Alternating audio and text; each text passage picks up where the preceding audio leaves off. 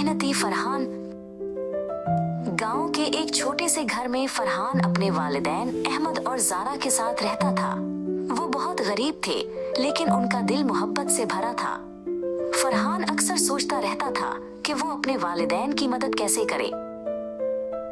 एक दिन फरहान ने अपनी अम्मी और अब्बू से कहा, मैं आपकी मदद करना चाहता हूँ।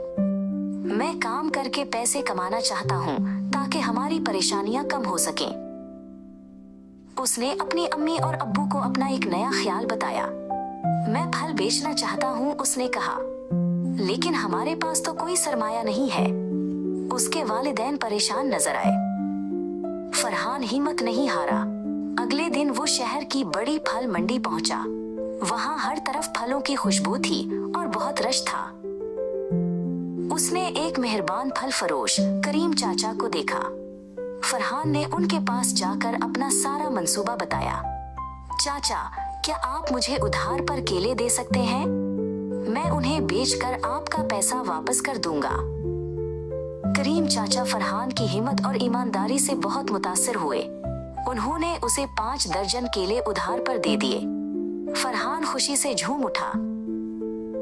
फरहान गांव वापस आया और घर घर जाकर केले बेचने लगा।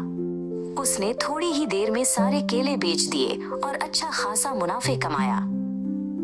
वो फौरन करीम चाचा के पास वापस गया, उनका उधार चुकाया और मजीद केले खरीदे। करीम चाचा ने फख्र से मुस्कुराया। फरहान ने दिन रात मेहनत की।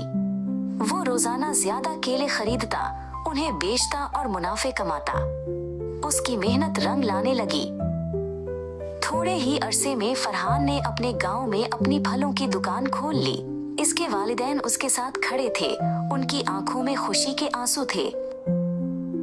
वक्त गुजरने के साथ फरहान एक बड़ा फल फरोश बन गया। उसकी दुकान हमेशा ग्राहकों से भरी रहती थी और उसका कारोबार खूब चमक रहा था।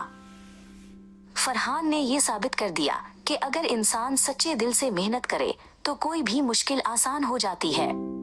मेहनत ही कामयाबी की कुंजी है।